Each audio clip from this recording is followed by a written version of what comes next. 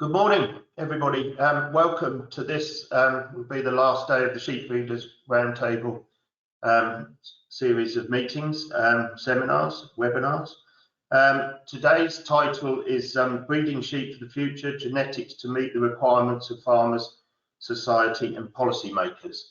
We've got a fantastic lineup today here, but I'll start just by introducing myself. My name's Dan Phipps. I work for a business called Godolphin in Newmarket in the heart of horse racing country. We run a flock of 2,000 ewes here, mainly mules with homebreds, mule Suffolks kept and some Texel crosses. I'm currently chair of NSA, been involved for 15 or 20 years and to where I am involved now. So you'll see on the screen a bit of information about a bit of housekeeping, if you like. So all attendees will be muted. The webinar is due to finish at 1:30. There'll be formal question period at the end, so feel free to ask questions whenever you like. You can do this by opening the question panel, which will be shown on the right hand side of the screen. You can also use this to raise any technical issues you are experiencing with the webinar.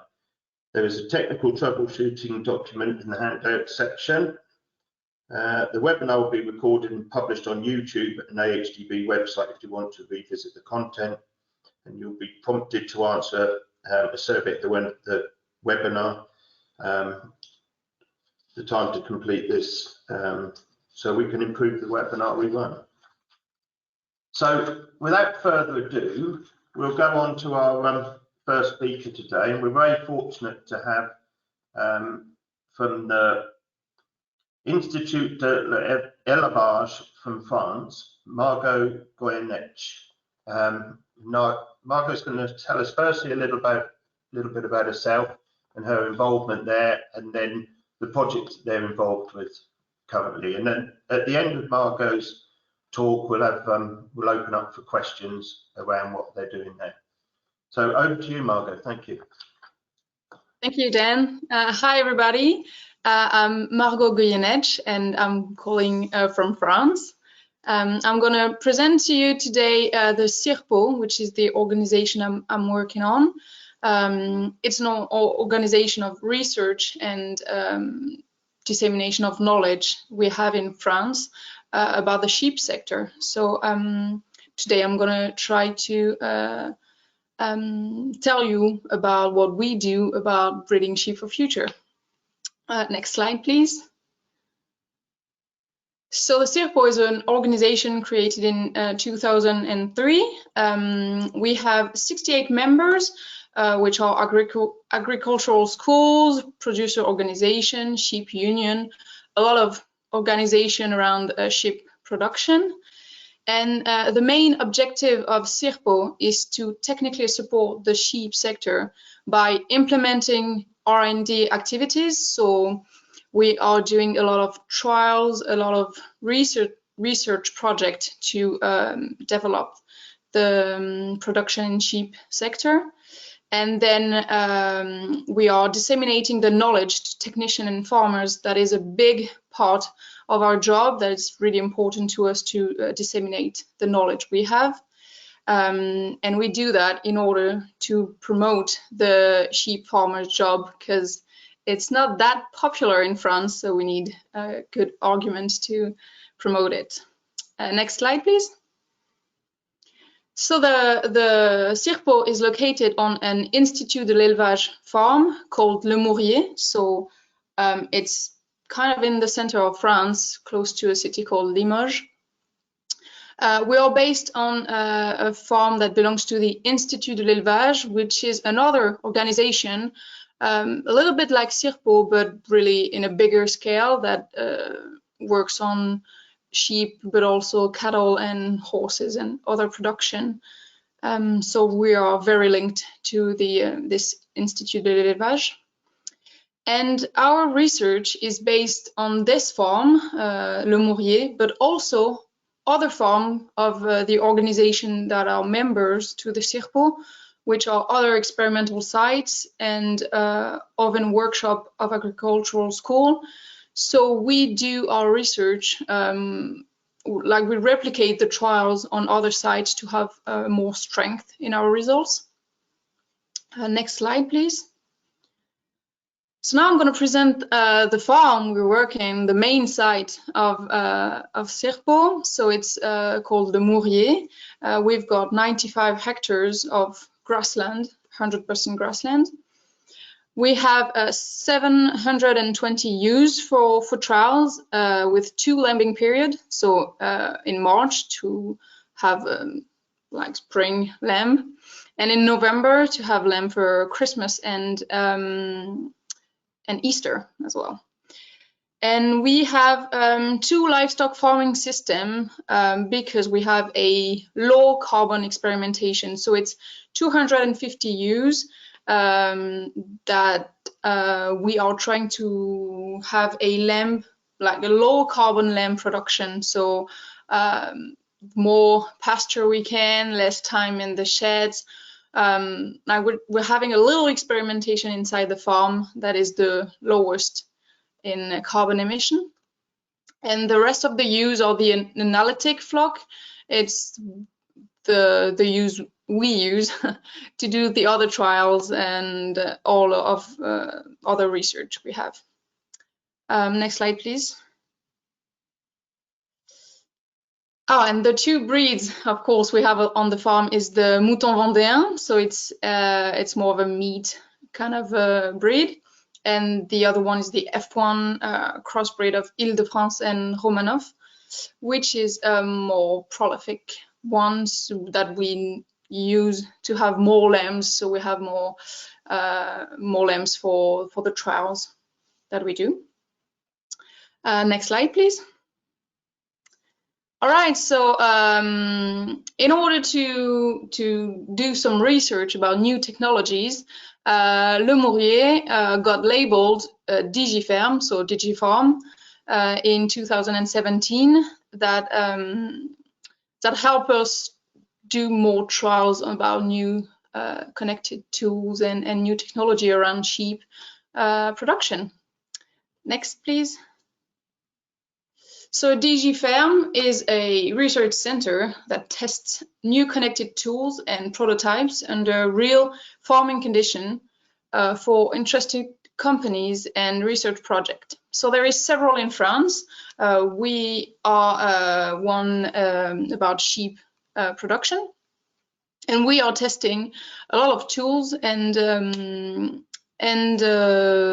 prototypes on the condition of the farm. So we use it like a farmer would, and we see if it works or not. Next. So the objective is to test those tools in order to improve daily work. So that's usually the main goal is to improve farmers' work by using those tools.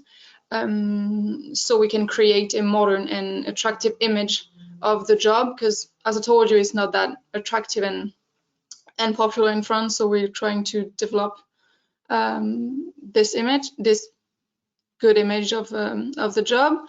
And the third objective is to optimize herd management to be more competitive, of course.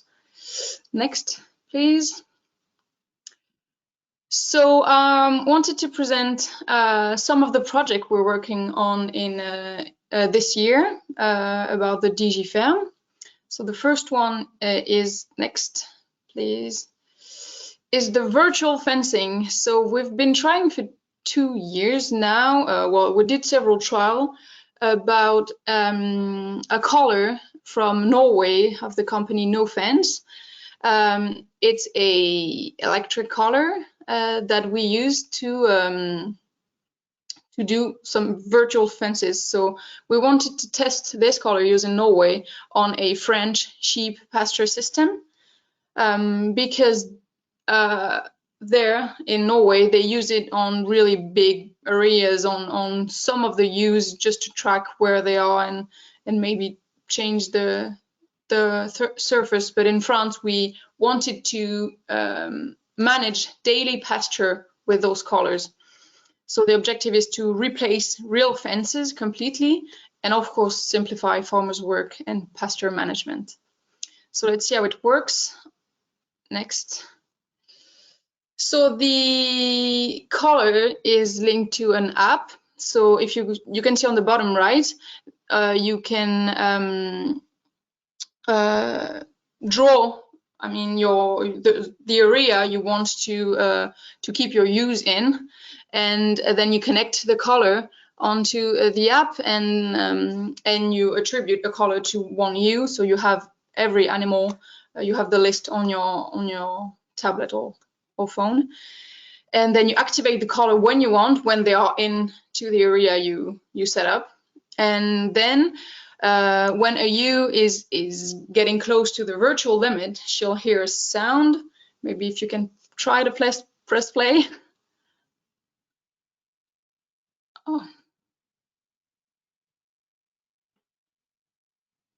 Oh, it doesn't. I don't think it works. That's okay. So it's a bit of a pitchy, high ringtone. It's getting higher and higher, and once it goes to the end, sorry, she'll get an electrical charge. But if she turned back, it stops ringing and she's fine. So usually they hear the sound, they get one charge, and then they turn around as soon as they hear the noise. If they do go straight, they keep going straight or forward, I mean, and they got 3 charge, you get an alert on your phone saying you escaped. Next slide, please. So the collar got a metal chain that is connected to the battery. That's the one that gives the electrical charge. And the battery is linked to a solar panel that keeps the collar working for like a month, depending on how much the ewes are testing the limit, I guess. And all of this is linked to satellites that give the GPS position of the animals. Next slide. So that's what you got on the application. You have a map, and you can see all the points are your collars, actually your necklaces, and you can see with it's with an accuracy of 1 meter, so it's pretty good. And you can see when they got the ringtone and when they got the charge. So it's you have a lot of information in that thing, and you can change the limits on the app, and it changed to the color. So if they're out of the zone, they can get into the new zone without getting any charge, but then they can't go away. So you can basically change your whole flock sitting on your desk and just moving your surface on your phone. So it's pretty incredible. And we tried it, and it was really, really good. And the limit is really clear on the pasture. We could see that they just ate the grass at the limit. So that was really good. So that's it for virtual fencing. Next slide, please. So the second project we're working on is the 3D screening. So the objective of this is to get monitoring of lamb growth and use body condition without even touching the animal, just scanning it. So the objective is obviously to simplify the monitoring of the flock, mainly at important period and mating, weaning, lambing. Next slide, please. With more pictures, so you can see the cage we have. So the animal goes in, and there is some cameras on the front, on the back, on the sides, pretty much everywhere. So you have also a stick reader on the cage, so it reads the tag, and then you've got on the bottom left, you've got like a screening of the muscle mass of the animal. And then it can give you on the top right a 3D kind of printing of your animal. And so we are working to get some setup and limits to link it to our body condition marks and to get like an alert when a lamb is ready to slaughter or something. So it could be a good thing. You just go you put your lamb through the cage, and then you if you have a sorting cage at the end, you can sort the ones that are ready or the ones that aren't. So it could be pretty efficient. Next slide. So the connected drench gun. So it's a new tool we're testing for a year as well. So the objective, the purpose is to connect the drench guns to the weighing scale and to give the exact dose of product to the animals. So the idea is to simplify drenching, reduce worm resistance by underdosing, because it's a big problem in France. We have resistance to a lot of molecules and products. So the idea is to always give the right dose linked to the weight of the animals. Also to reduce soil contamination by overdosing and reduce waste, so reduce cost. Next slide. So that was the first tool, and on the next slide you can see the second gun we are testing with that I don't know how to say in English, but it's a scale as well. So it's weighing the animals, and at the end you can use the gun to give them the product.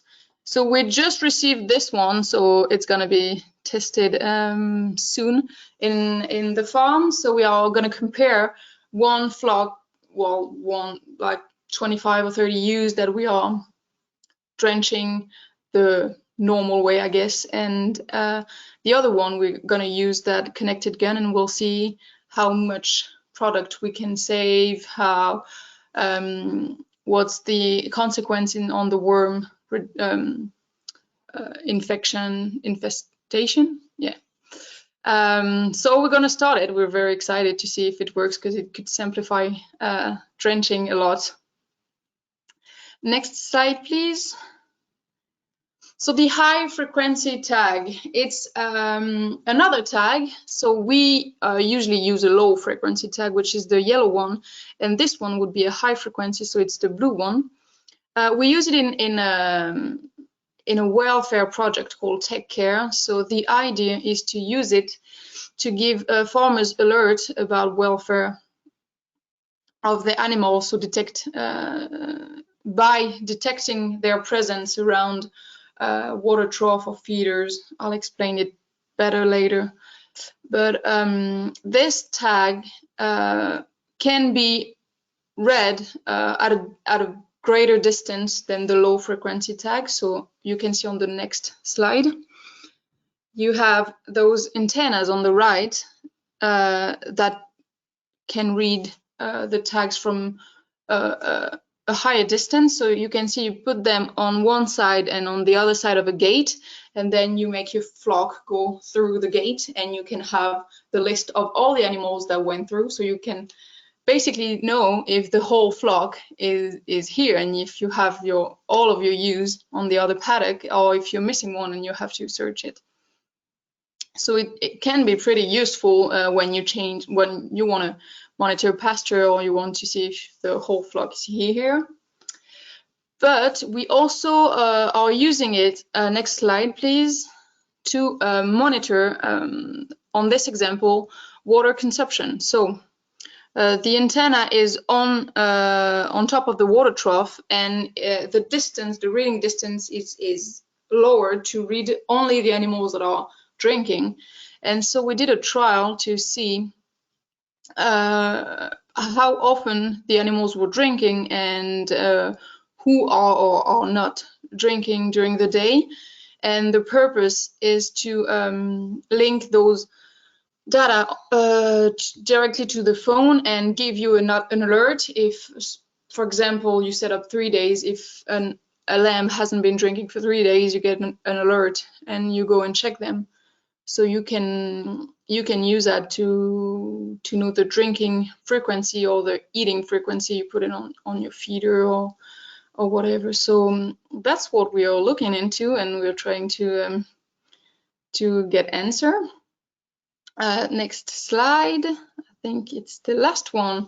So the last one is the 3D shed. So it's a software called 3D Bergerie in France. So the idea is for farmers to create and imagine the layout of a new shed or a new layout for your shed. You do it online and then you get your grocery list. So the idea is to help farmers building their project. So next slide is more, yeah, is better. So the software is, you've got all the gates and feeders and water trough and everything you need to build your shed. You can choose concrete floor, straw, you can choose everything, and then you just build it in the software as you want, really. And then it gives you the grocery list. It gives you what you need to buy to actually do it. So it can helps to imagine how to build a shed or how to change the layout inside the shed to make it better, I guess. Next slide. So that's it. Thank you for your attention. You can find a lot of information on our website. So the IDEL is the Institut de l'Élevage website, and CIRPO and Digiferm, and it can help you work your French. So thank you. Thank you, everybody. Margaux, that's excellent. Thank you very much. And I mean, that was titled Future Technology Projects in France, and there's clearly plenty of them. Yeah. A question for me, really, in terms of funding, you might have said, is it government funded or is this funded by farmers directly in any way? No, it's mainly government or even region, which is smaller, and we have a lot of European projects as well. Yeah, for the sorry, carry on, Margaux. we're working in England and in Scotland too. And that was my next question, really. How far is that work extending, and are you involved overseas in other projects? I know you mentioned Norway, for example. Oh yeah, so for Norway, we actually using that one company color, but in European project, we're working with the UK, Scotland. I think we have some partners in Ireland as well. Then Spain, Portugal, Turkey.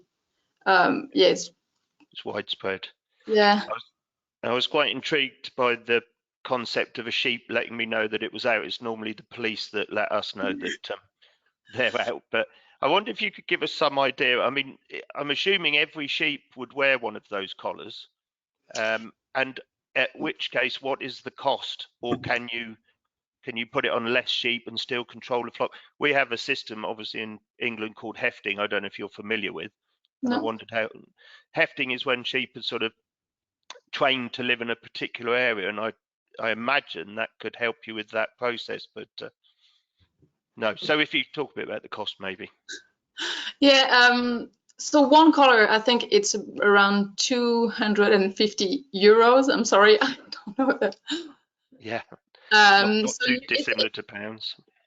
It's kind of expensive, and so we put a collar on every ewe we trialed. But the next question is, can we just put some of like the leader of the flock, really, and so she would have the collar, and then the other one would kind of follow her. So you can only have one collar or 2 or 10 for 100 ewes. But that's the next question. Yeah, and I imagine, like I say, in line with hefting, that you would train a bunch eventually to know that that was their territory, and they would hopefully stay within it. Yeah. So a question here in regards to the your scanner. Basically, can you take a sheep linear assessment with the 3D scanner? What is linear? Well, that's a good question. And or put another way, can you read it for selecting the condition of a ewe, or would you do it for selecting fat lambs ready for slaughter? Yeah, the purpose is to do all of those things, just to even if you want to monitor the body condition of your ewes to see if they're like in good enough condition to mate, if they are in good condition to lamb, to just to monitor your flock, or to see if your lambs are fat enough to get slaughtered. That's the whole thing, is to have those two options for lambs and ewes.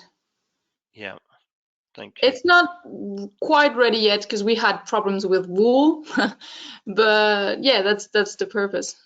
And just out of interest, how long would that take then to give you a reading on a ewe? If it doesn't move too much, in 10 seconds it's done, but usually they're a bit. Yeah, they don't stand just as they might.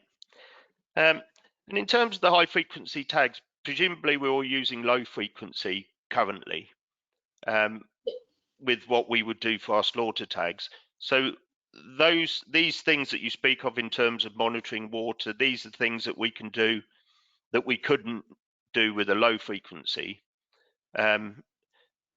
Is that correct? Yeah, I guess you'd have to have a stick radar really close to the water trough, and that is connected to something in Bluetooth to, well. Yeah, so it's just giving you that distance to pick up. Yeah. And it got the whole connected thing that sends data in Bluetooth and stuff. So I think, yeah, it gives you more flexibility with the distance, I guess. You don't have to get that close. Yeah, and hence if they're walking past, they'll pick up from a greater distance and at speed, presumably. Exactly. Yeah.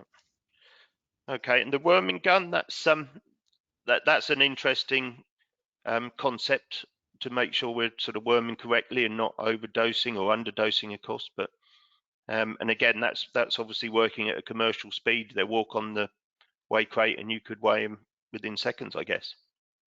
So the first gun was that it kind of memorized 5 weighing things, so you could weigh 5 ewes or even more, I think, and it just memorized the scale. So then you have to drench them in order. Right. It just got it in memory. The second one, I think you just do it on that blue thing. You do it one by one. Yeah. Okay. Well, that's brilliant. I think we've covered the questions that we've had in, Margaux. Thank you. Yeah. But I mean, that was absolutely fantastic insight into what you're doing there. And I hope feel free to stay with us if you like, or go on with your day. But that was. No, I will. I will. And if there is some further question, I can answer them by emails or whatever. Okay, that's brilliant. So Margaux, thank you very much indeed for that. Thank you, Dan. Thank you. Bye bye. So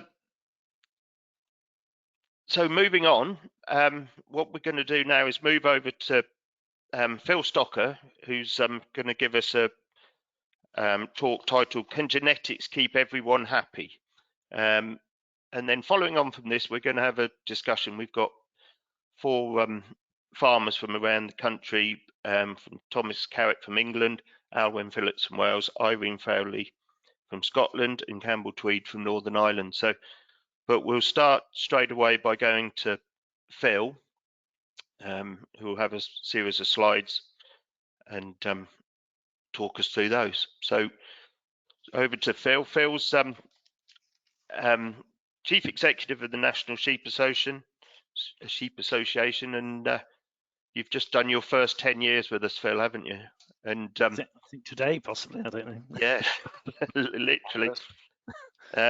Yeah, and over this time, Phil has really put his stamp on NSA, and I'm sure a lot of you are familiar with him. He makes sure our voice is heard at the highest level of government. So, Phil, over to you. Thank you very much.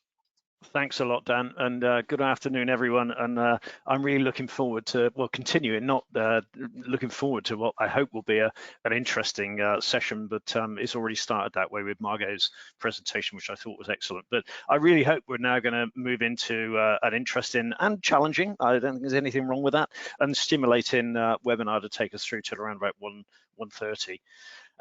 So just to start off, you know, there's no doubt that we're living in incredibly interesting times and times of enormous change. And maybe, just maybe, this is shown in the title of this slide, really. It seems to me that for years we've focused on sheep breeding to meet the needs of the marketplace. And there's absolutely nothing wrong with that. We absolutely have to do that. And we've made great strides. You know, we've made great strides in terms of meat yields on our sheep carcasses, and reducing fat levels within our sheep meat, our lamb carcasses as well. You know, to meet the needs of the marketplace is absolutely essential. But I, for one, am really encouraged by the fact that we're now thinking about sheep genetics and sheep breeding in a more holistic way to meet the needs of farmers, the needs of society, obviously including the marketplace, and the needs of policymakers as well. For a long time, I've sensed that in the minds of some people, the genetic diversity we have in the British sheep industry has been a bit of an embarrassment, and at times we've been questioned as whether we should become more like some of our other seen to be more progressive livestock sectors. But going back to where I started, more and more I see within the changes that we're going through at the moment, the more and more I see our genetic and breed diversity as an asset rather than an embarrassment. And I was quite taken with some of the comments that Margaux made about the work they're doing and a need for the French sheep industry to appear to be modern and attractive. And that's in our minds at the NSA all the time, I think, and it has to look modern and attractive to encourage new people into our industry. And it also has to look attractive and to a lesser extent modern, I think, to our marketplace. To striking that balance is essential to make sure that we are progressive, but without in a way losing or eroding what I would see as our natural capital within our sheep industry. So if you could move on to the next slide, please.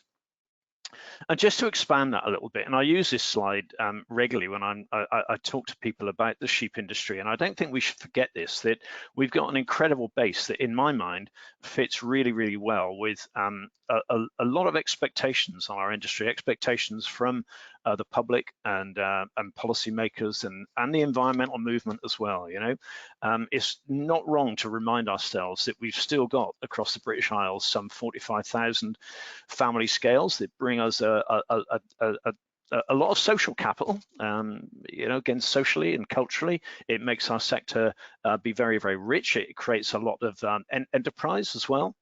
And it's a real asset to us, I think. It brings us challenges, and challenges certainly in terms of knowledge transfer, but that social aspect to our sector, I think, is something that not many of us within the industry would want to see lost, really.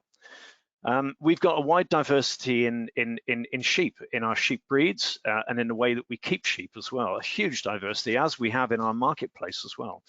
And as I said earlier, you know, sometimes that diversity is seen as a nuisance or an embarrassment, but times are changing. And there's absolutely no doubt that globally we're seen as being really unique. We've got the widest range of diversity across the world in terms of sheep genetics. And many countries that are looking at developing their sheep farming and their breeding look to Britain and the UK for our genetic material. Again, we shouldn't forget that unique role that we play in being almost the stockyard of the world in terms of sheep and sheep breeding and sheep genetics. Aligned closely with, I think, a lot of public expectations. You know, we farm very much in semi-natural conditions, and we are part of this, or more tending towards a land sharing approach rather than a land sparing approach, where we're farming and producing high quality food and protein at the same time as maintaining an environment that is good for nature and good for the climate as well. The grassland that most of our sheep are out grazing on, both in short-term lays and within arable rotations, and also right the way through to permanent pastures and rough grazings. You know, all of that grassland activity is building soil organic matter and sequestering carbon within the soil. We are living alongside wildlife, as I've said. Much of the grazing activities that we're involved in are also providing habitats for ground nesting birds and creating conditions for pollinators, things that are either increasingly important. Alongside all of that, we're producing healthy and nutritious food. And increasingly, I would suggest that there is evidence coming through that the grass-reared element of what is so central to sheep farming is being shown to produce a meat, a foodstuff, which is enhanced nutritionally and is really good for us. It should be seen that way.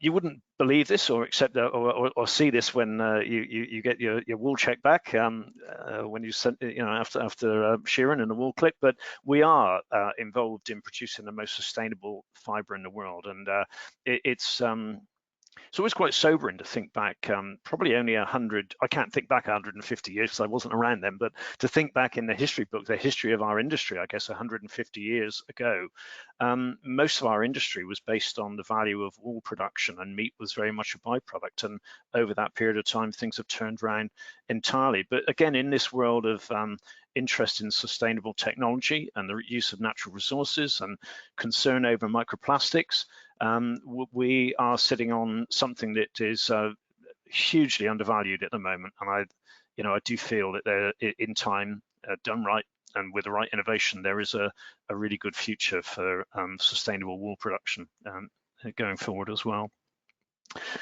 And again, overall, I would say that in this world where renewable technology and sustainability is key, the fact that we're producing this fantastic food, protein, largely for something that grows, often without very much more than rain that falls from the sky and sunshine that comes from the sunlight. We are almost the ultimate in renewable technology, and I think that's a really strong way for us to present our industry to the public and to policymakers as well. If you could move on again, please. So it's really good for us, I think, on the panel to get an idea of who's listening, who's out there. And so Carrie Ann has put a few questions to us. Can we have the first? So what we'll do is ask questions of you, the delegates. I'm going to give you somewhere in the region of 20 seconds just to do a snapshot response to the answers, and then we'll look at the results, just to give an idea of who's out there and who's listening, really. And so the first one is is your main focus as a producer of breeding sheep or finished lambs? Please select one. If you can do that quickly.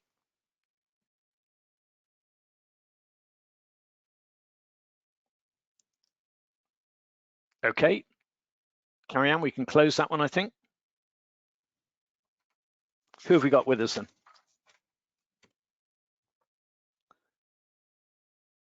So breeding sheep is, we got more producers of breeding sheep, 66% breeding sheep and 34% finished lamb. Okay, next question, please.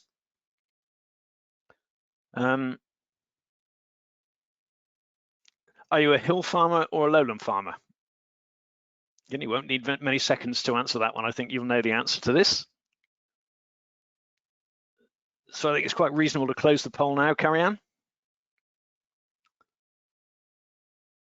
So again, that's probably not surprising, is it really? We got 80% of lowland farmers and 20% hill farmers. It's great to see a number of hill farmers with us today anyway. Okay, move on to the next question.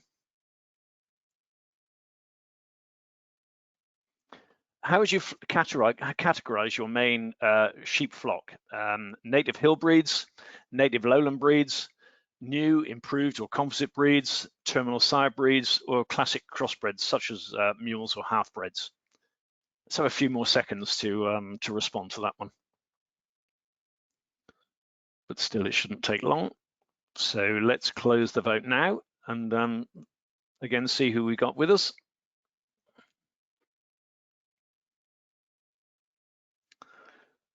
So we've got 36% new improved composite breeds, 24% terminal sire breeds, 21% classic crossbreds, and then 9% of native hill breeds and 9% of native lowland breeds. That's really quite interesting.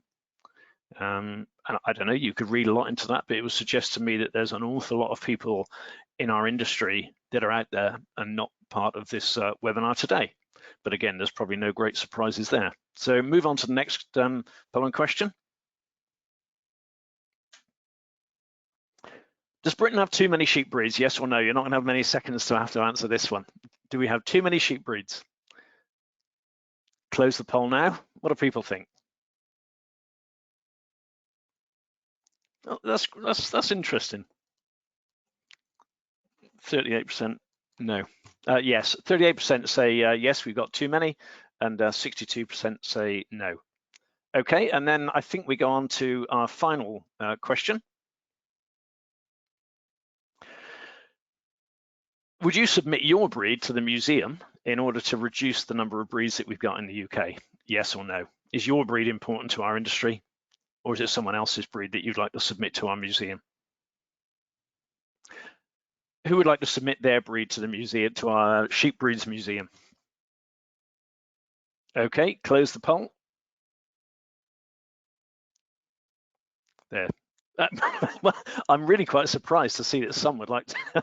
Some clearly aren't getting a great experience from their sheep flocks, are they? Really, with 19% saying they'd like to see the end of their breed. But anyway, that's a bit of fun and some challenging polling questions, hopefully. And at least we've got, it gives us as a group a bit of an idea of who it is we're talking to. So thank you very much for that. And let's move on to the next slide. So the first question that I've got really, genetic diversity and breed diversity, are they the same thing? And this is a definition of genetic diversity, the variation in the genetic composition among individuals of a population. That population could be a species, an assemblage, or a community, or a flock. Diversity on a genetic level is a reflection of the similarities or the differences in the genes of individuals. And you know, again, this may be a challenging statement or comment, but you could say that we use our breed diversity, and we've got 82 sheep breed societies affiliated with the National Sheep Association. You could say that we use, as an industry, our sheep breeds as a bit of a proxy for genetic diversity. And you would suggest that you know, a high number of breeds suggests a high level of diversity within our flock. Visually, that's certainly the case. Although even within breeds, within flocks and within populations, we would still strive for genetic diversity at all levels. It brings lots and lots of strengths. Move on to the next slide. Lots of pretty pictures there too. Click again until the slide is fully populated, if you can. That's it, good. So again, you know, we are living in changing times, and I think we've seen huge changes in our food systems and structures over the last 15 years or so. And I think in that world of food and diets, the importance of diversity is becoming widely recognized. You know, who would have thought that we would have moved away from buying those loaves of Mother's Pride and moved on to a situation where we've got in-store bakeries in most of our supermarkets, and we've got the resurgence of artisan bakers and sourdoughs and you know, the diversity we've got in something so staple as bread is, you know, 10 years ago, 15 years ago would have been quite a surprise to people, I guess. Margaux and her colleagues over in France, you know, it's no surprise to them, I guess, around the diversity in cheeses. But again, you know, we've celebrated diversity in cheese for a long, long time. Again, the beer market, who would have thought we would have seen the growth in artisan beers over the last few years? Very, very different to when, I guess, a lot of us were in our prime drinking days. And even in the world of vegetables, potatoes, carrots, you know, increasingly we're seeing that diversity being recognized, not just for interest in food and for different taste experience, but in terms of the genes and the genetics that are involved in our horticultural products. You know, sometimes that can give us a great deal of resilience in terms of disease protection, the ability to make use of nutrients. You know, more and more, I think, in food and diets, diversity is being recognized, and diversity in people and cultures is also very important, increasingly so, I would say. And in history, any attempt of any nation to try to reduce the diversity in its population has been seriously and aggressively resisted, I think. Diversity in people and cultures, again, is recognized as being really important. Move on to the next slide. In the world of biodiversity, again, the whole world suggests that we value biodiversity. Nature recovery is now probably second in importance, only to climate change, and it is there, and it was during the COP26 conference. Although that was all about climate, so much awareness is being made of the nature loss that has been experienced over previous decades, and so much is being made of habitats that have got a co-relationship with the environment and the climate, and also providing habitats for nature as well. You could ask the question about, with climate change and biodiversity or nature recovery being so important politically, how long will it be before food security and food supply is up there as an equally important policy objective? I think maybe we're getting close to that point just at the moment, but there's no doubt about it that in terms of both diversity and the density of species as well, biodiversity is recognized as being incredibly important.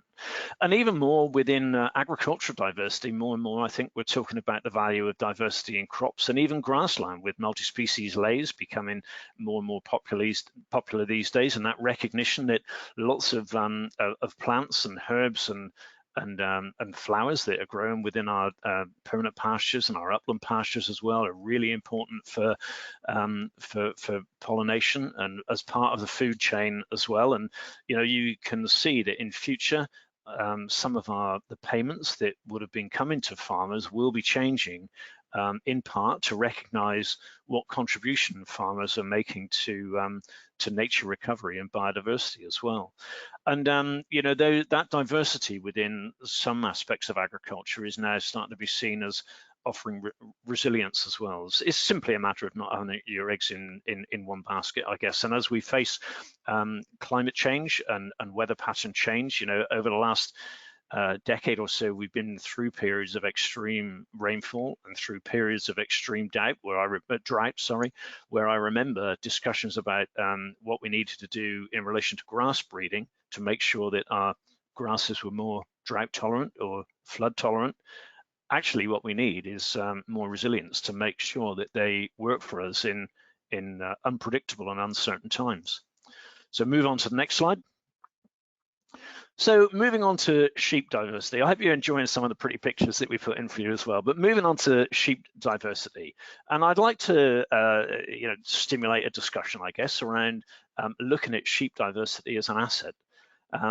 For hundreds and hundreds of years, we've had our breeds of sheep and our genetic diversity developed to suit the environment. That our sheep are still living out there very much in the natural environment, and to an extent, not exclusively, but to an extent, those sheep breeds have been developed to thrive and to live well alongside that environment. Long may our sheep industry still be out grazing in free range and extensive conditions, and have to be bred and developed in order to survive and thrive well in our natural environment. Long may that be the case. I would suggest that our sheep diversity is indicative of independence and enterprise as well. And our sheep breeds haven't come purely from their appropriateness to the environment, but they've also come from farmers' interests as well. And that farmers' interest has introduced a high level of independence. And again, it's a lot of what contributes to our culture. It's still, in my mind, a large proportion of what allows our sheep industry to provide a first step on the ladder for new people coming into the industry. That 45,000 or so relatively small farms across the country, that independence is still one of the reasons why young people find our industry both attractive and achievable in terms of getting a foothold on the farming ladder. These sheep as well carry a wide variation of valuable traits. I would argue that many of those traits aren't yet even known, yet alone measured, but there are many traits amongst those sheep, you know, whether again they're maternal traits, whether their ability to thrive and produce on different qualities of forage, whether those traits are about prolificacy, whether those traits are around disease resistance. You know, there's a whole host of traits out there that are already being used in many, many ways, and probably many, many more that we don't understand and we're not yet aware of, really. But we've used those our diversity as well already to create hybrid vigor, and I guess the success of the mule and the half-breds that are so common across our industry. Are an example of the industry actually making use of those pure breeds to create commercial flocks with real hybrid vigor. You know, the growth of composite breeds that we've seen of late, and you know, from our poll earlier, show that this audience, there's a high percentage of people that are using composite breeds. I would say that's all just a very natural and desirable form of innovation within our breeding, but the success of those composite breeds, of course, is dependent on our wide basket of genetics. So the two, in my mind, don't need to be polar opposites. They can be and should be and are complementary. And again, this will be another challenging comment or suggestion, but the slide I showed a few moments ago about the diversity that we're seeing now in the bread, the cheese, the beer market, the wine market, even the gin market, you know, the diversity we've got on the ground within our sheep breeds and within our farms could well give us some greater levels of differentiation in a marketplace, and a marketplace that is changing and has changed quite rapidly over recent years. It's always been a little bit of a conflict to me that we've got such diversity out on the ground, out in the field, and yet for a long, long time we've tried to squeeze that diversity into pretty much one standard lamb category, and then wonder why sometimes we get some questioning comments back from consumers about variability in product, you know. And there is a balance to be struck with all of these things, but are there opportunities that we could look at to put less pressure, particularly on some of our more extreme sheep farming systems, so that differentiation is used more as an asset rather than a nuisance and an embarrassment to the industry? And that is one reason why the National Sheep Association back 18 months ago, I think, set up a new company called British Heritage Sheep, not to challenge all the really important things that are going on with our bulk volume standard sheep meat and lamb markets, both here in domestic markets and overseas as well, but to see whether there's anything we could do to add value, to innovate, to try to create some more excitement within our sheep meat market, and as well to try to play its part in trying to re-inspire some young people, people that we know don't eat a great deal of sheep meat, to come back into being interested in eating sheep meat once again. But you can certainly make the argument that sheep diversity is a nuisance, it's an inconvenience as well, and it certainly has given us some big challenges over the years in terms of inconsistency in product shape and eating experience. I've mentioned that already. And in terms of trying to drive the industry on in its productivity and its performance, and no one would disagree, I think, with the fact that we need to be doing that. It does give us challenges in terms of industry KPIs, measuring and trying to get consistency and improvement when we've got such diversity out in the field. So move on to the next slide. What do we want from sheep farming in the future? Well, we do want food, of course. That is our primary purpose, to produce food, a good quality food and a good eating experience. And as I said earlier, you know, I think we will want fiber in the future, and I think the value will come round. And again, that's not a criticism of wool shedding breeds, because I think that people should be focusing on markets and particular traits that they're trying to meet in the marketplace as well. So, but I do think in the future we're going to continue to want food from sheep production, and we're going to want fibre, and probably good quality fibre and different qualities of fibre as well. We're going to want from our sheep farming, in my mind, a balance of land sparing and land sharing approaches. We will want the more productive and more efficient sheep farms, both in upland and lowland areas, but we will also want sheep farms that have got a balance of land sharing, where part of their outputs from the farm and part of their income will be dependent on creating habitats and places for wildlife and sequestering carbon, those sorts of things. So again, that diversity to me is really important. We want to be, we probably will need to be, we want to be associated with the delivery of public goods, and we also want to be increasing our productivity. I've always felt that that word productivity was a wrong word. What we mean by that really is profitability. We would all want our sheep enterprises to be more profitable, and we definitely want sheep to be keeping us rather than us keeping them. I've stolen that line from other people, but we definitely want sheep to be keeping us rather than us keeping sheep. We will want sheep in the future that will cope with climate change and varying weather conditions. I think we want sheep and sheep breeds that will thrive alongside nature recovery, because so much of our ecology and our nature is dependent on grazing animals. And again, that balance between the type of grassland and the type of nature that it supports and the type of sheep that thrive best in those situations, it's going to be really important to try and get that balance right. And we, in terms of productivity as well, it's going to be really important to us that sheep are resource efficient, they're healthy and productive, and again, that productivity, from my mind, that productivity gain will, to an extent, come from better health and disease management in the future. And all of that too is going to be really important for us improving our productivity, but also in terms of maintaining or growing that trade for genetic material, and probably even for establishing new trade agreements around the world based on a really high caliber of output and a really strong reputation for our industry as well. So move on to the next slide. And what should we do to advance our genetic performance and diversity? I would argue that we need to maintain populations. We need to maintain our total sheep population overall. It's one of the reasons we've got a supply chain and a genetic pool that is so valuable, is because we've got a really strong population of sheep. And we need to maintain those populations both across the whole of our national sheep flock, but within our breeds as well, to secure that diversity within our breeds and across breeds as well. We need to do much more to understand our genetic traits and to be able to measure them as well. We need more strategic improvement programs based on future needs, and a lot of that will be around the health of sheep and probably climate-related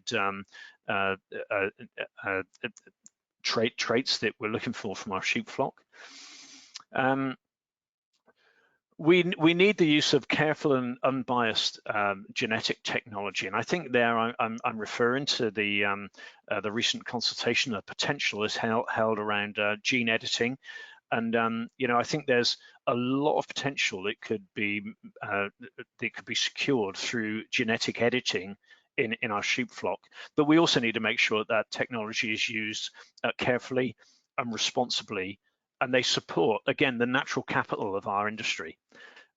Overall, I think, and this is very, getting back to an on-farm or a flock basis, we need to be focusing on taking that bottom 15% out of our flocks. That's one of the most effective ways of improving our performance, is to look at those poor performers, those passengers, if you like, and to take them out. And in the same way as we've got a gene bank that does hold genes for our cereal varieties, and our horticultural crops as well, and our fruit crops. We've got really good, in-depth and secure gene banks that hold those materials. And I could name a number of examples where those gene banks have been drawn on to produce varieties to suit changing times.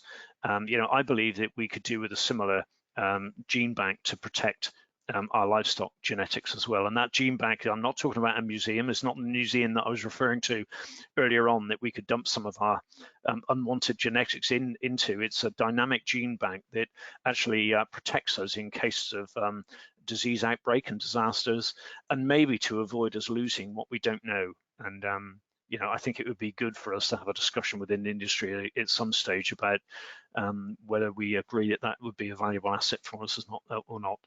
And I'll leave it there. I'm sorry if I've taken a little bit too much time, but I'll leave it there and pass back to you, Dan.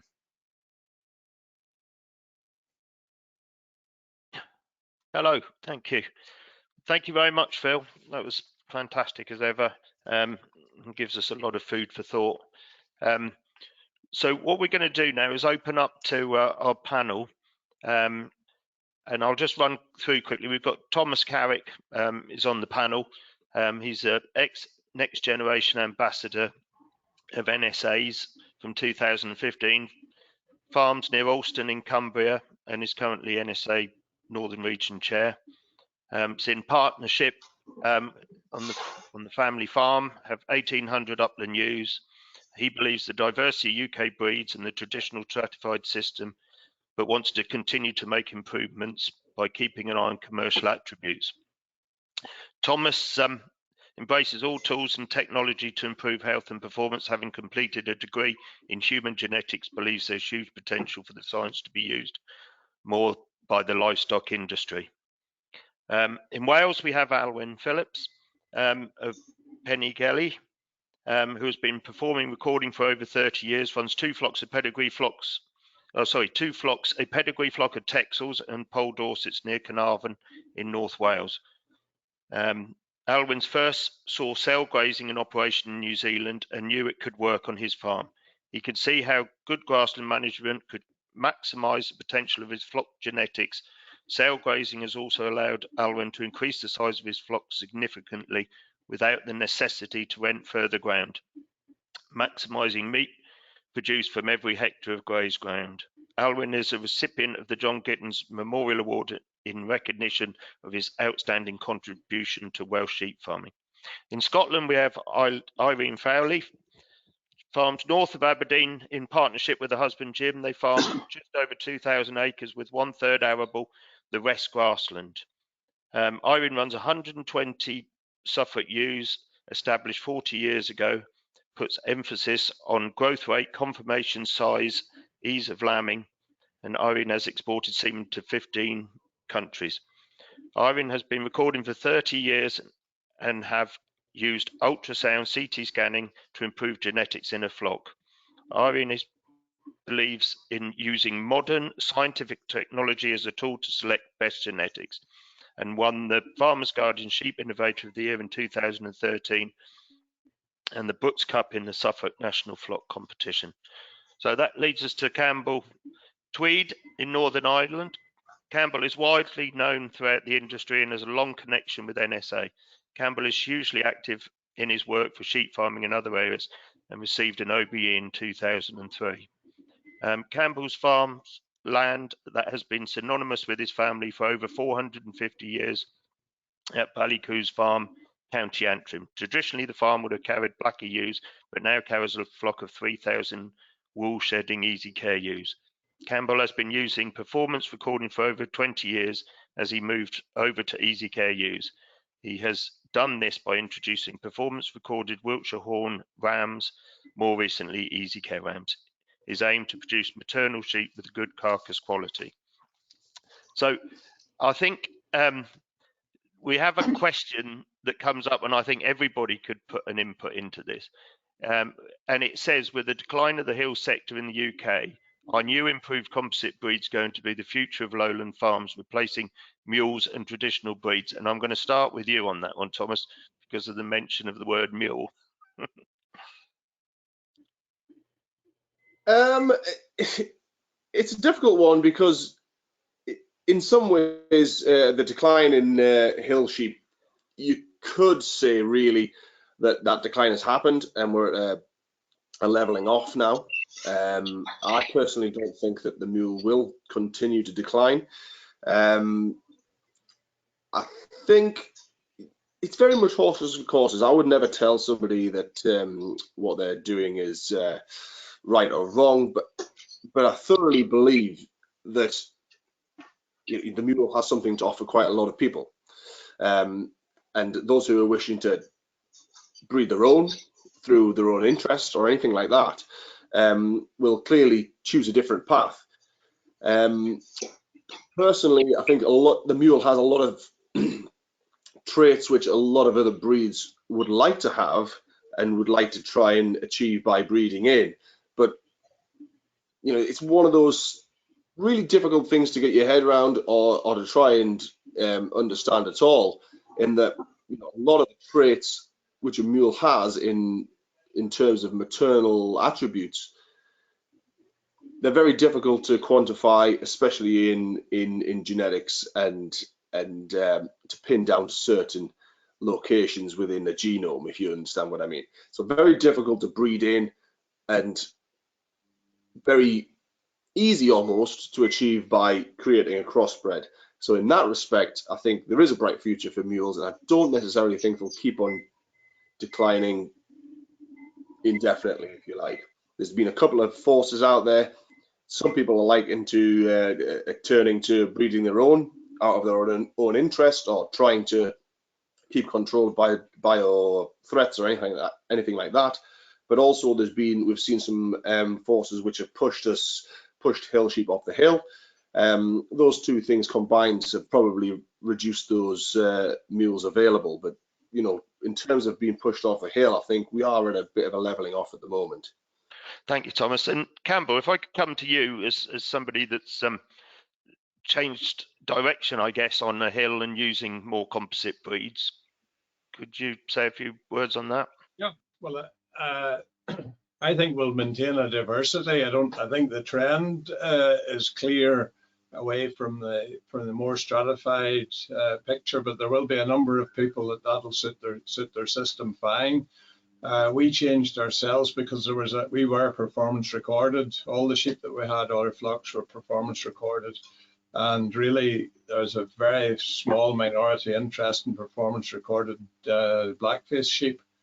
And we felt that there was a wider market out there, pressure on wool, pressure on labour cost, and a lot of people are tending to want to be more self-contained in their flocks, or relatively small self-contained, both from a disease point of view and also to build up more knowledge of the genetics that they're working with.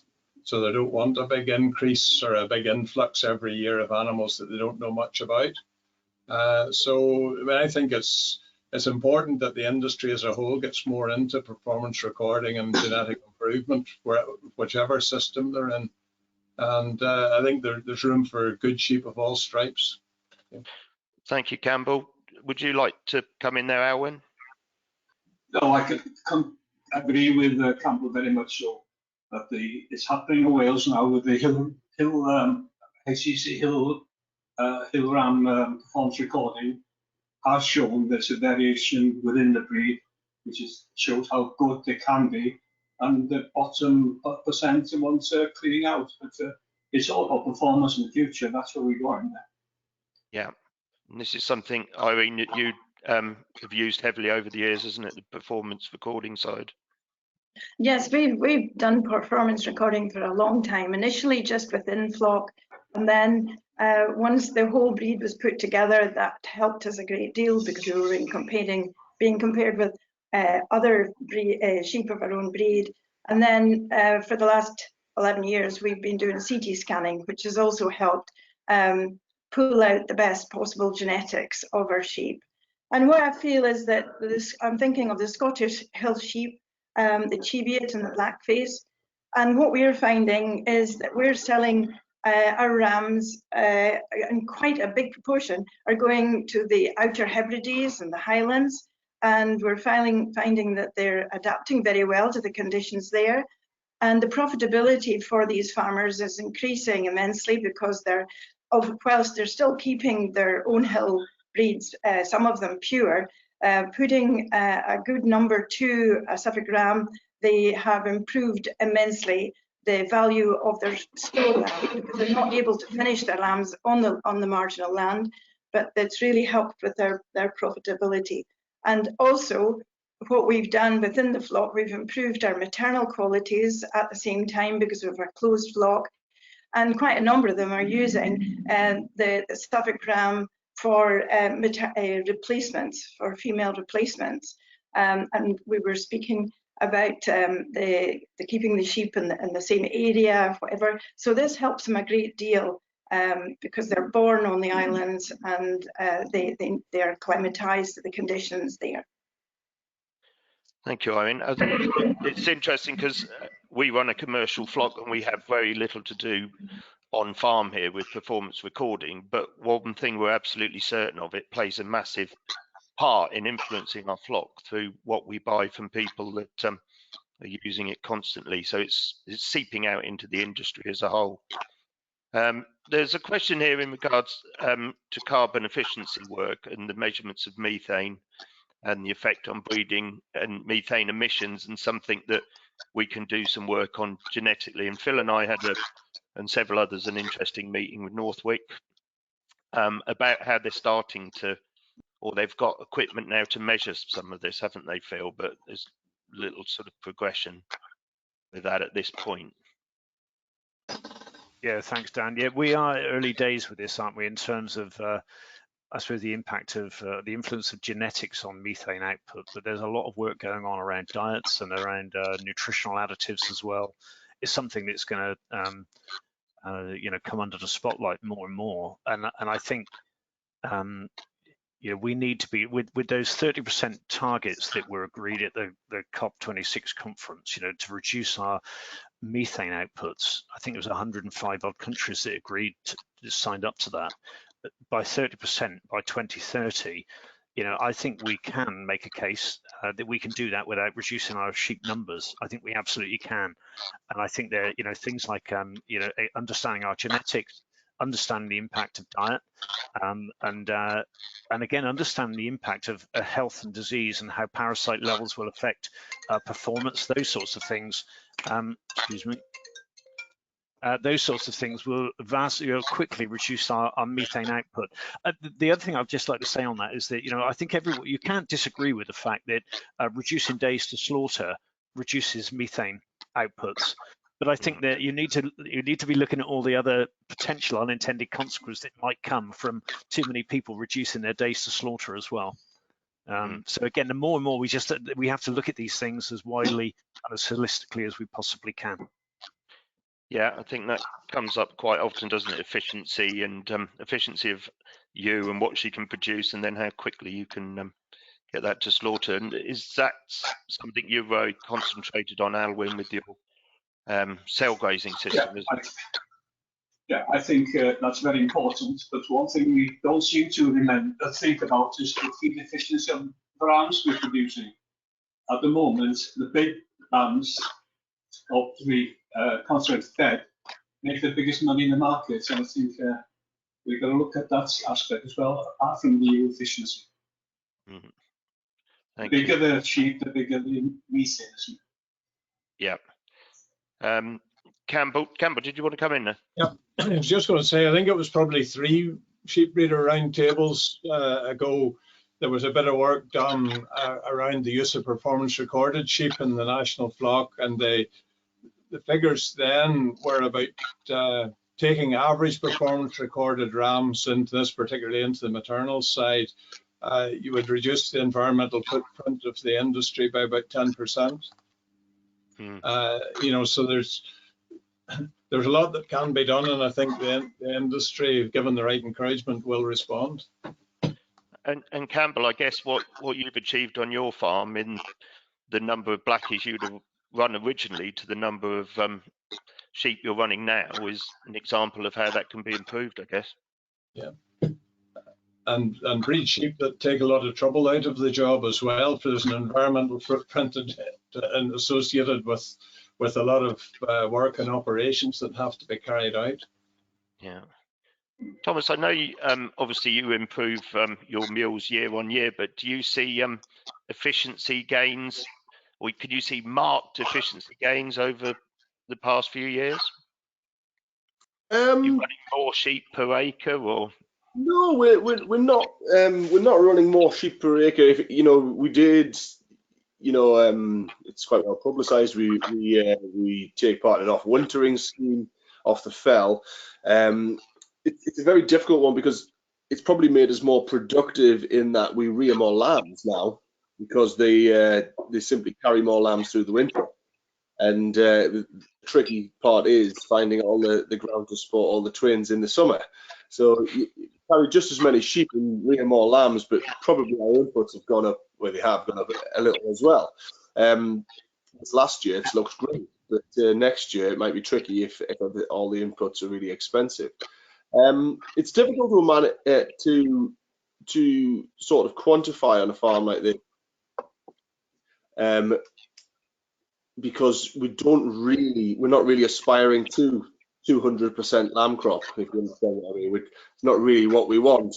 We just want them to do it easier to achieve that, 160, 170% easier than they did last year, if you understand what I mean. So it's not just quite as straightforward as trying to get every sheep to rear 2 lambs and as fast as possible. But personally, I think there's a massive opportunity here. We in the sheep industry, it hasn't always been at the forefront of technology in terms of take up, and some of the technology, I would argue that they haven't necessarily been as good for the genetics of sheep as perhaps they were when they were taken up. But I think we're at a stage now where there's so much technology out there. We're talking about genomics and gene editing. There's a real pressure on the industry to address this methane issue. We can't really be seen to be ignoring it, and I think it would do us a lot of good to try and move things forward in terms of efficiencies, methane measurements, and the impact of breeding as well as diet and all those things on this methane problem. And to me, I would like to, in my mind, things are always much more fruitful if it's not necessarily done in a biased way. As an industry-led sort of research program going forward, we can see a lot rather than one group trying to prove better than another, if you understand what I mean. Yeah. Thank you, Thomas. And in terms of diversity, of course, we've got these breeds, and there's a huge interest with them and across the world, and a lot of our genetics are being sought after. We must not lose sight of that. That's something you've managed to get involved with, Irene, isn't it, in getting your genetics out and about? Yes. Yeah, so it's through performance recording that breeders across the world have noticed what we're doing. And I think we must not underestimate the adaptability of our native breeds. It's amazing, as you said in the introduction, between live sheep exports and semen exports, we're now in 15 different countries, and many have extremes of heat and cold. And I did wonder a little bit about how they would cope with these different extremes of weather. And I think probably the best example is the sheep that we have in Canada. And since 2012, we've exported semen across Canada, but mostly in Quebec, which obviously has extremes of heat and cold. And we sold them on the basis of being a grass-fed, performance-recorded breed. But actually, due to the high levels of predation in the summer and the very deep snow all winter, they actually have a system of keeping them indoors 24/7. And they've done exceptionally well. And the breeders are actually doing performance recording there too, and carefully selecting. And they've actually now got them on to breeding 3 times in 2 years. So I think we should always be aware of how adaptable our own sheep are, and that's in 10 years or a lot less. They've managed to adapt these sheep to accommodate quite extreme different climates. We've sheep in Romania, Moldova, Russia, and this year in Georgia. And I am perfectly certain that even although they're first generation, they will manage to cope with the different extremes with good husbandry. And with them, if they're persuaded to do a bit of performance recording too, or selection, I think it's amazing what the native breeds can do. And on the note of fewer days to slaughter, I don't think that's necessarily a problem, because throughout our country we have tremendously different varying days or times of lambing, from early lambing lowland flocks through to the hill flocks, which lamb very late. And we have lambs coming onto the market throughout the season. So I think if each variety can actually reduce the numbers, the days to slaughter, it will reduce the time of infant production, but also it won't stop the steady flow of lambs onto the market. Thank you, Irene. I'm going to direct this question to you, Phil. Earlier in the week, Mike Coffey challenged his panel, asking what is stopping our sheep industry from moving forward at lightning speed, or if our industry was to do something bold, ensuring the industry is productive and progressive, what would it be? Well, I mean, this goes back to the point that Irene was making just now as well. I think what our objective should be is about optimizing, not maximizing, but optimizing. And I think we need to do, and I think there's a huge amount of gain we can make by optimizing what we've got at the moment. And I'm convinced that one of the big areas there is about health and parasite management. It's about making sure that the investments that we're making in our sheep flocks actually bear fruit, and it you know, they're not held back by some of the iceberg diseases in some cases, maybe, and certainly PGE. You know, it's quite sobering for the industry, I think, when you look at the AFA VIDA dashboard that shows the cause of death for sheep. These are only sheep that are presented to the veterinary investigation centres, and there's a lot more sheep that die other than that, but it gives you an indication of what's going on. All of the big killers are PGE, liver fluke, Clostridia, abortion. You know, they're all things that we can do something about. We've got answers on the shelf to now. And yet all those sheep are being invested in. Those sheep that are being held back by PGE or have got fluke or die because of abortions or whatever, we've already invested money in those sheep. And personally, I think that's one of the big areas that we need to focus on to optimize our production and make what we've got work at an optimum level rather than think of any radical changes. That would be my view. Thank you, Phil. Leading on for that, it says here, from the 2020 sheep breed survey, we have seen the uptake and use of EBVs within commercial lamb producers has stagnated. Is it time to license all ram producers and only sell performance recorded rams to improve efficiency and reduce greenhouse emissions? Would you like to come in there, Alwyn? Yeah, I looked at those figures and there were 10% of farmers using EBVs when they selected their rams.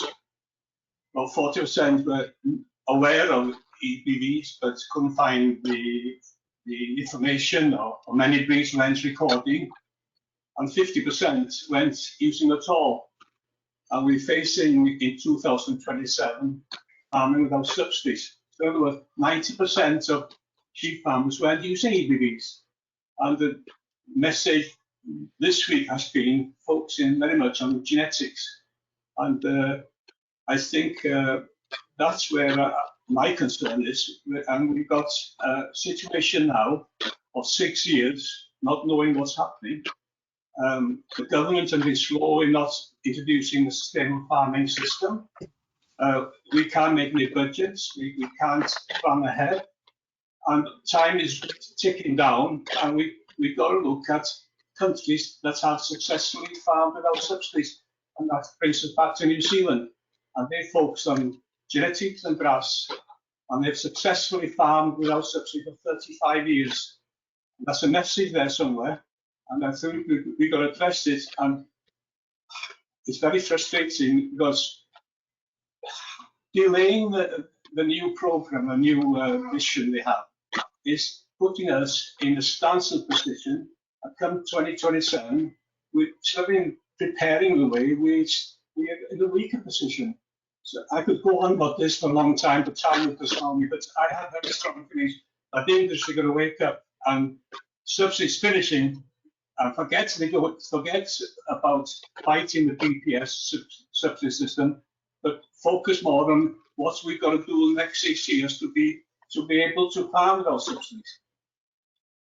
Yeah, thank you. I think we've got a fascinating time ahead of us, haven't we? Trying to work out how we deal with all these changes that are required and keep our businesses afloat and be ready to tackle that. And there's so many messages coming on around those sort of areas.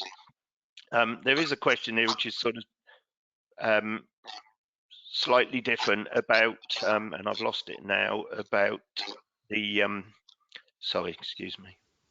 It was about the flavour of, here we go.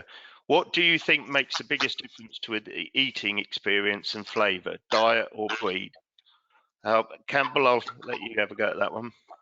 Yeah, well, I think that all breeds can eat well. Diet is important, but also the handling of the lamb beyond the farm gate's critical, so that it's well processed and carefully matured. And the Southern Hemisphere people would tell us that the refrigeration regimes are critical as well. So I think we all produce something that can eat well if it's handled properly. Yeah. It sounds like a nod towards local lamb, I think, Campbell, there. Anybody else, any comments on that? Like to say anything? A lot of good takers. Go on, Irene, and then we'll go back to Alwyn. Well, there is a new recording trait for, and it's obviously been developed through the RAM Compare as well. And the marbling of lamb can now be recorded and can now be assessed in the RAMs. So perhaps if buyers were specifically selling to a local market, and I think that's probably an excellent way for commercial farmers to have a local butcher, and they could supply them, and then they could actually do their homework, speak to the sheep breeders, and actually track down the rams with the marbling, the big eye muscle, loin, or whatever, and then that would help a lot with eating quality. Yeah, thank you. Alwyn. Could I come on this RAM Compare? It's one of the biggest projects we've ever done. It's done for 5 years now. We've had 258 rams, 7 different terminals, breeds, and 30,000 lambs. And the results from recording from birth, from conception to slaughter, or shear force, eating quality, taste, all that information on commercial farms, not on research farms, on commercial farms. We don't seem to get that in the farming press. So unless we get across to the farming press, the commercial prime lamb producers come to me to buy rams and talk about RAM Compare. What's that? Never heard about it. So we're not getting the message across, especially the farming press, because they've proven that EBDs do work. Whether people believe or not, they do work. The facts and figures are there for you to look at. But I'm just so disappointed that people around the world are looking at this project and we're not using the information commercially enough. So that's my piece. Thank you very much. Phil, I'll let you come in quickly, and then I'm aware we must close then. Yeah, I won't stay long in that case. So, from the work that we've done around that question about what affects taste, there are 3 things I think that we've bottomed on really. One would be the grass type or the forage. One would be the breed, but probably the biggest thing that affects it is the age of sheep. And again, I suspect that the taste differences in lamb across breeds and across different parts of the country are minimal actually, but the taste differences in older sheep, i.e. mutton or hogget, then become quite distinct. And I think if you look at the extremes, if you look at that Herdwick mutton up in the Lake District compared to, I don't know, a Shropshire or a Suffolk ewe down in the lowlands or whatever, they look different products. It's no surprise that they're going to taste different. And all of the taste panels we've done suggest that there are consistent taste differences in those sorts of products. But then again, there's a real merging together of the breeds and the genetic the genetic variations as well. But if you look at the extremes, there's definitely a difference, but age plays a big part in it, I think. I'd just also say that the other thing we need to be really careful about is that within the industry, there's an awful lot of pressure at the moment on castration and tailing. And we know that the entire lambs left too old will definitely affect the taste. And we've got retailers that will refuse to take them if they're entire. So more work needs to be done in that area too. Thank you very much. And I'm afraid time has got the better of us, and I realise we could go on indefinitely. So a big thank you to all the panel and Phil for your slides to stir the debate. So thank you very much, everybody. And of course, thank you to the audience for the questions that you've put forward and enabled the debate. So thank you very much for that. There'll be a feedback survey which will appear on your screen towards the end. The video will be sent within 24 hours. The slides will be made available online. And I mean, this is wrapping up the end of what's been a fantastic week. A big thank you to all the levy boards that have been involved, the Sheep Breeders Roundtable, Chairman Charles Sercombe, Carrie Ann from AHDB for all the behind the scenes work that she's done today and other days. And of course, Bridget Lloyd for all the organisation behind the scenes, which has been fantastic for this all to come together. There's a point where anybody who's gaining Rosa points, members to send their membership numbers to Carrie Ann so that their CPD points can be allocated. And we're just going to run a final poll to get an idea from people about future formats, which we'd like you just to partake for our knowledge. But from there, just to say again, thank you very much for everybody, for the people throughout the week who have done so much to make such interesting events, and the people for the viewers for watching in. So again, thank you very much, everybody. Thanks for joining us. Good to see everybody and see you again soon, I hope. Bye-bye.